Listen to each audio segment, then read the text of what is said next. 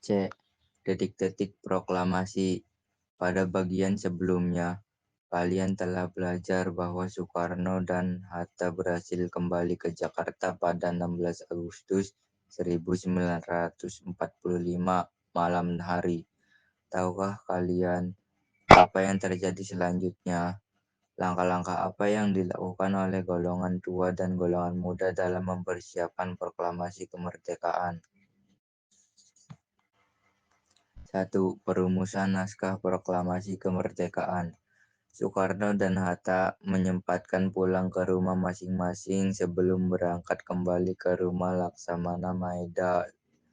Sementara itu, Hatta meminta Subarjo untuk menghubungi anggota PPKI yang telah berkumpul di Jakarta untuk datang ke rumah Maeda pada tengah malam untuk melakukan persiapan proklamasi.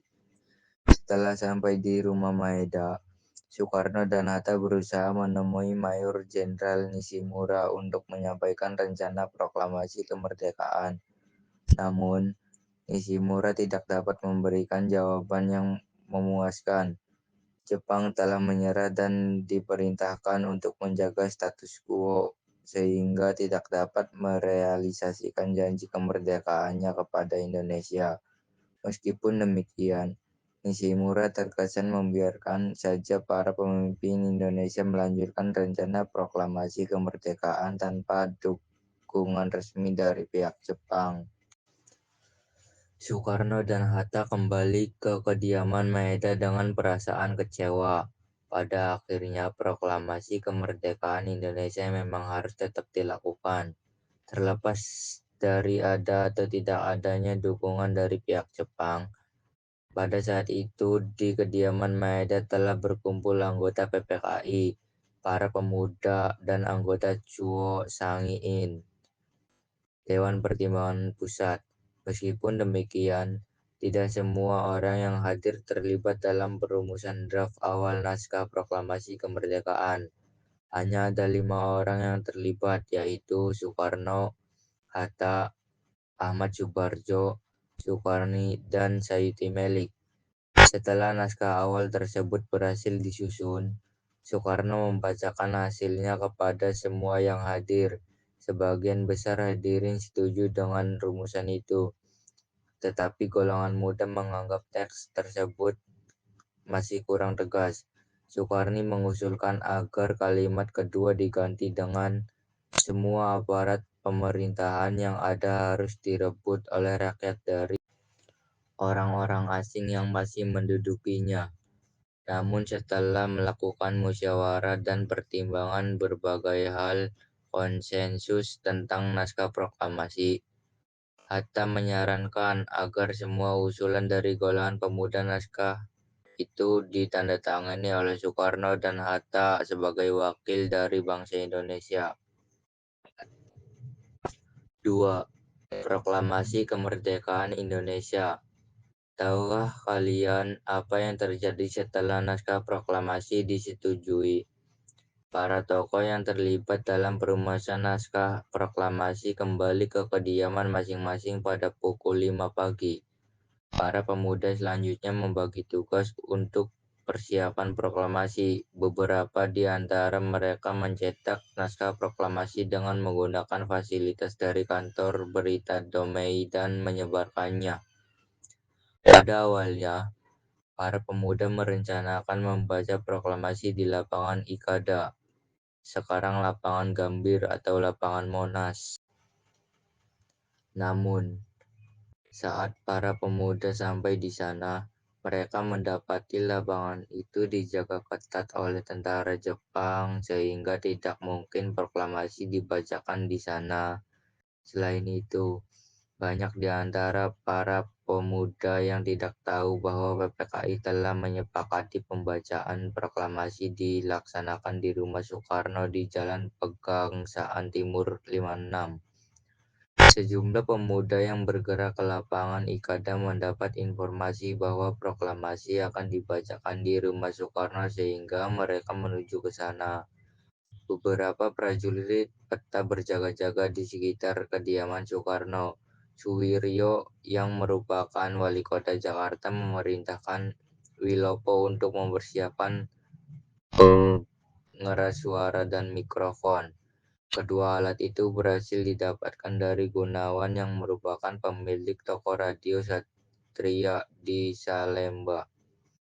Suhud mempersiapkan sebatang bambu yang ada di belakang rumah dan dibersihkan untuk tiang bendera. Karena suasana tegang, ia lupa bahwa sebenarnya di depan rumah Soekarno masih ada 2 tiang bendera yang dapat digunakan. Para pemuda yang sudah hadir mulai tidak sabar menunggu pembacaan proklamasi dan mendesak agar Soekarno membacakannya. Namun, Soekarno menolak melakukannya tanpa kehadiran Hatta. Hatta datang sekitar 5 menit sebelum pukul 10. Proklamasi kemerdekaan Indonesia kemudian dilangsungkan secara sederhana. Soekarno menyampaikan pidato secara singkat dan membacakan naskah proklamasi. Acara dilanjut dengan pengibaran bendera merah putih. Bendera itu sudah disiapkan dan dijahit sebelumnya oleh Fatmawati setelah adanya janji kemerdekaan dari Kaiso. Pada awalnya, Trimurti yang diminta untuk menggerek bendera, namun ia menolak dan meminta Latiev yang melakukannya dengan dibantu oleh Suhud. Pengibaran bendera itu diikuti dengan menyanyikan lagu kebangsaan Indonesia Raya. Peristiwa proklamasi kemerdekaan Indonesia sudah sangat lama berlalu, namun kita sebagai generasi penerus bangsa masih dapat merasakan dampaknya. Peristiwa proklamasi pada 17 Agustus 1945 merupakan sebuah pernyataan tegas dari bangsa Indonesia yang tidak mau lagi berada di penindasan bangsa asing. Kita yang hidup di masa kini dapat menikmati kemerdekaan itu dan tidak harus merasakan hidup di bawah penjajahan. Oleh karenanya, kita semua patut bersyukur atas kemerdekaan yang diperjuangkan dengan susah payah oleh para pendahulu kita. D. Sambutan terhadap proklamasi kemerdekaan. 1. Penyebaran berita proklamasi. Proklamasi kemerdekaan yang dikumandangkan pada 17 Agustus 1945 berhasil disebarkan beritanya oleh F.U.Z melalui stasiun radio Domei. Pihak Jepang yang mengetahui hal ini meminta untuk menghentikan penyebaran berita itu. Meskipun demikian, berita proklamasi berhasil sampai di beberapa daerah dan diteruskan ke masyarakat karena Waidan B. Palenewen, Kepala Bagian Kantor Berita Domei, memerintahkan F.U.Z untuk terus menyiarkan berita itu setiap setengah jam hingga pukul 6. Untuk menghindari sensor dari tentara Jepang, ada kalanya berita proklamasi disebarkan dalam bahasa daerah, misalnya daerah Surabaya yang menyiarkan berita tersebut dalam bahasa Madura yang tidak diketahui oleh Jepang. Para pemuda di Jakarta yang terlibat dalam peristiwa di sekitar proklamasi kemerdekaan juga berhasil mencetak naskah proklamasi yang menyebarkannya. Beberapa pemuda ditugaskan sebagai kurir untuk mengantar naskah dan menyampaikan berita proklamasi kemerdekaan Indonesia ke berbagai daerah. Berita proklamasi juga disebarkan melalui berbagai surat kabar yang beredar di masa itu. 2. Sambutan terhadap berita proklamasi di dalam negeri. Berita proklamasi kemerdekaan disambut dengan kebahagiaan oleh sebagian besar rakyat Indonesia, terutama dari kalangan pemuda. Para pemuda yang diliputi euforia, perasaan gembira, kemerdekaan ingin segera mengambil alih kekuasaan dan persenjataan dari tangan Jepang. Beberapa di antaranya berjalan dengan damai atau tanpa perlawanan dari pihak tentara Jepang. Namun ada pula yang disertai dengan konflik atau bentrokan bersenjata seperti yang terjadi di Surabaya. Para pemuda melakukan perebutan senjata, kantor pemerintahan, dan sarana yang strategis. Selain itu, kelompok pemuda di Jakarta memprakarsai rapat raksasa di lapangan Ikada, Jakarta yang berlangsung pada 19 September 1945. Dalam rapat yang diawasi secara ketat oleh tentara Jepang itu, Soekarno yang telah ditunjuk oleh PPKI sebagai Presiden Indonesia menyampaikan pidato singkatnya. Setelah itu, pemuda dan rakyat yang hadir dalam rapat itu meninggalkan lapangan Ikada dengan damai tanpa ada bentrokan seperti yang sempat dikhawatirkan sebelumnya. Pada hari yang sama di Surabaya, terjadi insiden perobekan bendera. Pada saat itu tentara sekutu telah datang dan membebaskan sebagian orang Eropa yang sebelumnya menjadi tawanan perang Jepang. Beberapa di antaranya mereka menginap di Hotel Yamato. Orang-orang Belanda juga mengalami euforia karena Jepang kalah dan mereka telah dibebaskan, sehingga salah satu di antara mereka yang bernama Loekman mengibarkan bendera Belanda.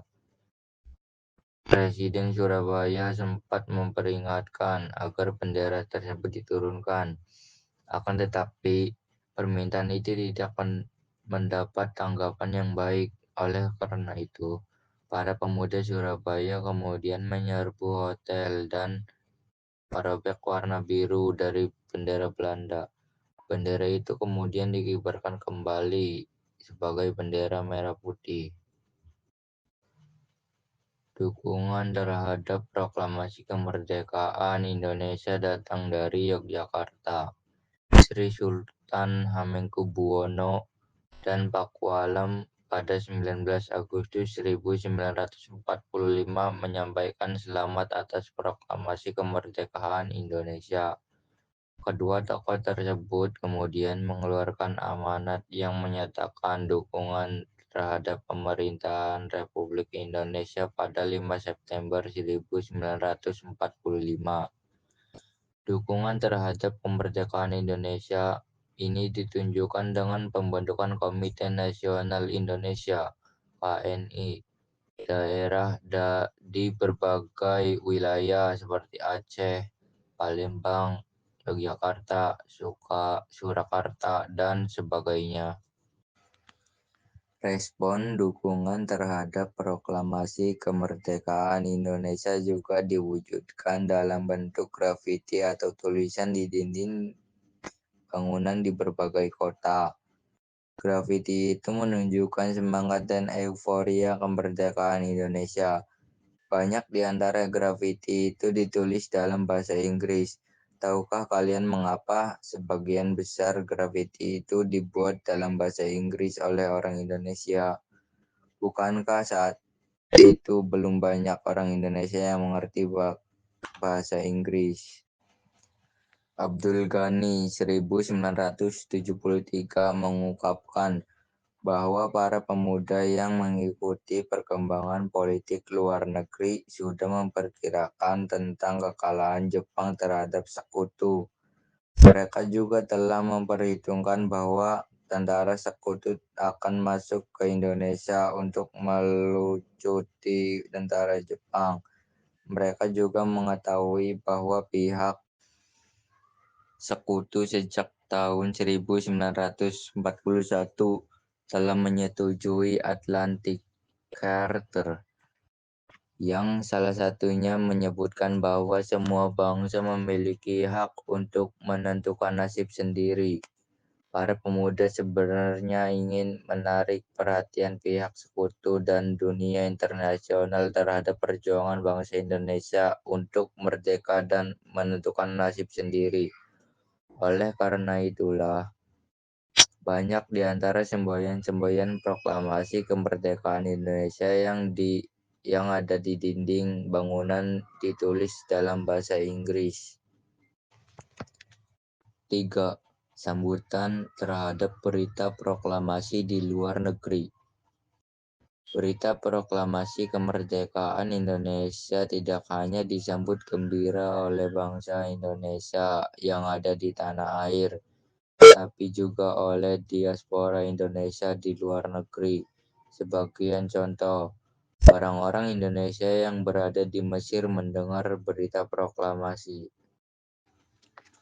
kemerdekaan Indonesia melalui siaran radio pada 18 Agustus 1945.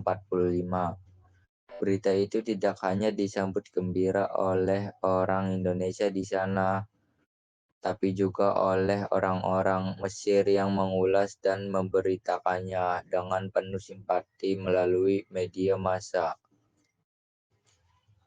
Orang-orang Indonesia yang berada di Australia juga gembira mendengar berita proklamasi kemerdekaan Indonesia yang mereka tangkap melalui siaran radio pada 18 Agustus 1945. Mereka menyatakan dukungan terhadap proklamasi kemerdekaan Indonesia. Orang-orang Indonesia yang bekerja sebagai pelaut dan buruh pelabuhan di Australia melakukan mogok kerja dan menolak bertugas di kapal-kapal Belanda yang akan berangkat ke Indonesia karena mereka tidak ingin kembali dijajah Belanda. Gerakan pemogokan ini diikuti oleh buruh-buruh Australia yang mendukung kemerdekaan Indonesia.